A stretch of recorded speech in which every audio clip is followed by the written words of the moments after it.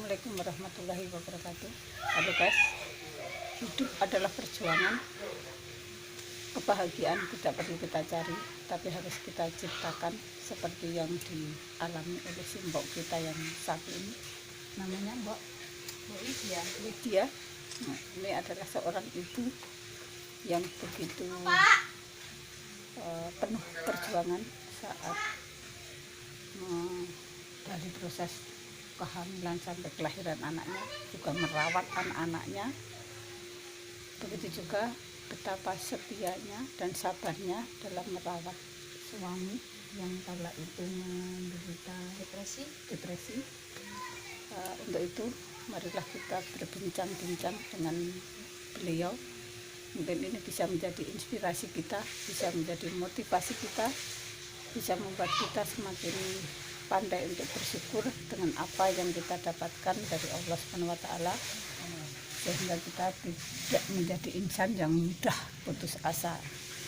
Marilah kita berbincang-bincang dengan Mbak Windy. Selamat sore Mbak Windy. Selamat sore Mbok. Alhamdulillah sehat. Alhamdulillah sehat. Selalu semangat. Ya, itulah hebatnya Mbak Windy yang setahu saya berjuang demi suami, berjuang demi anak-anak, melakukan apapun dengan ikhlas, dengan enjoy, tanpa merasa lelah, dan meskipun dengan ujian-ujian dari Allah yang begitu hebatnya, masih tetap semangat menjadi relawan, baik itu di ICKK maupun di relawan Karanganom, dan selalu menjadi insan yang pandai bersyukur. Nah, bisa diceritakan Mbak, mungkin dari awal, dari perjuangan di awal pernikahan sampai dengan saat ini. Nah, itu mungkin gimana, berawal dari suami. Nah, itu gimana ceritanya? Suami saya itu pertama kali ya semenjak kenal biasa-biasa saja, saya tuh nggak pernah mengetahui kekurangannya dia, keluhan dia selama ini. Setelah kelihatan ya, karena mungkin sudah punya anak 3, tadinya bekerja, punya kegiatan, mungkin karena kerjaan itu gimana ya, pabriknya merasa bangkrut, nggak ada kerjaan, merasa sendiri, selalu tertutup, nggak pernah cerita. Mungkin karena anak-anaknya 3, dengan keadaan ekonomi yang saat itu ya masih kekurangan sih sebenarnya.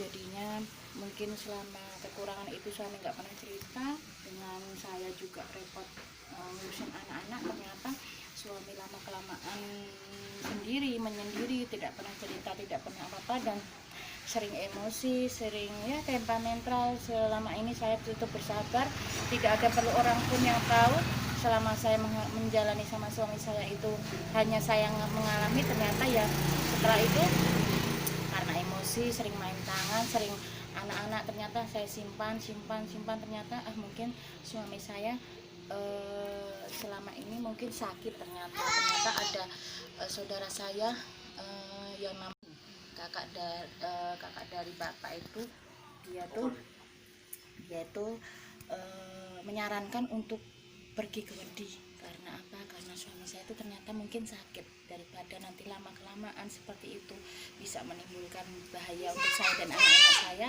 Akhirnya kami sepakat untuk membawanya ke rumah sakit jiwa Sujarwati Wedi, ada seperti itu. Kita periksakan, sehingga saat itu juga harus dirawat di situ karena memang sakit. Semenjak itu saya baru tahu, oh ternyata suami saya sakit. Demi anak-anak saya memang harus merelakan suami saya untuk berobat di situ selama 21 hari, dan saya ikhlas selama 21 hari untuk demi suami saya ikhlas. Suami saya masuk ke Wedi supaya saya berharap bisa sembuh seperti suami-suami lainnya lah. Semoga aja bisa sembuh demi anak-anak dan keluarga saya. Selama 21 hari saya rela suami saya masuk ke rumah sakit, saya dengan harapan untuk sembuh. kisah suami saya. Terus itu pengobatannya itu berjalan selama berapa lama sampai sekarang sudah kembali normal seperti orang-orang yang lain? Sampai sekarang masih berobat tiap bulan sekali. Terus anak-anak ini? Kalau untuk kisah anak-anak, ya kalau anak-anak saya punya anak satu yang bernama Destia, dia umur 15 tahun, dia ABK yang divonis namanya apa? Difabel Grahita. Dia sekolah di SLB Binatsih Jurang Jero. Yang nomor 2 bernama Syifa, dia juga divonis difabel hiperaktif, sekarang berumur 7,5 tahun. Yang nomor 3 alhamdulillah dia seperti anak lainnya berumur 7,5 tahun, sekarang masuk kelas 1 SD. Kalau kisah anak-anak saya itu sampai sekarang pun saya tetap semangat demi anak-anak saya yang 1-2 itu, Mbok. Ya cukup spesial, Mbok, tidak seperti anak-anak lainnya. Sampai sekarang pun apa-apa tetap masih sama ibunya, belum bisa mandiri, tapi saya berharap dengan sampai saat ini saya menjalaninya, hanya berharap semoga kelak anak saya tetap bisa mandiri aja, cukup bisa mandiri, karena suatu saat pasti modal pertama anak seperti itu ada, hanya mandiri aja. Mandiri itu bisa anak-anak saya. Terus untuk anak-anak itu kan dengan berdirinya ICKK di Kecamatan Karanganom, itu apa bisa dirasakan manfaatnya?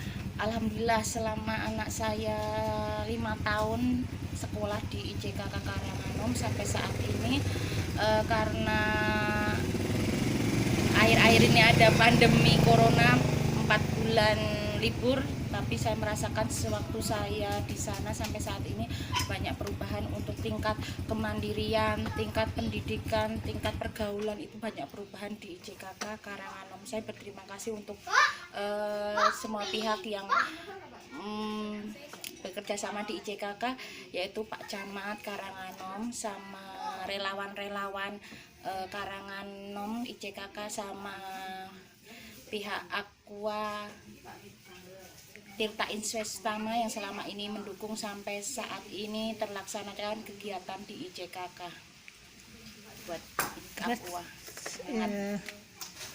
Kalau bukannya saya menghina, tapi keadaan ekonomi yang seperti ini, tapi saya lihat Mbak Widya kan tetap aktif di ICKK, di kegiatan apapun sepertinya ini. Ya, itu tujuannya apa itu? Itu Mbok, tujuan saya sih Mbok untuk menguatkan satu sama lain. Karena apa Mbok? Karena kekurangan itu tidak harus kita itu sendiri. Jadi kita saling berbagi sama sesama kekurangan, saling menguatkan aja Mbok. Karena apa?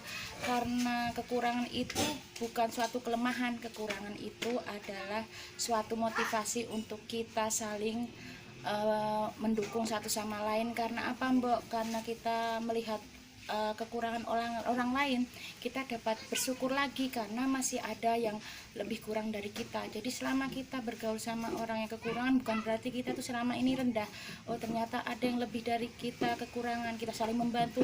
Lihat lagi kemana ada yang lebih kekurangan kita, oh itu kita perlu kita bantu. Jadi kita selama membantu, kita tetap bersyukur kita masih bisa diberi kelebihan meskipun kita tetap punya kekurangan. Itu loh Mbok.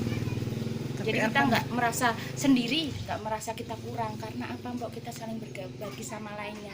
Karena itu juga saya tetap bergabung sama Simbok, sama Maika, sama teman-teman yang bergabung di relawan ICKK itu apa Mbok? Karena apa?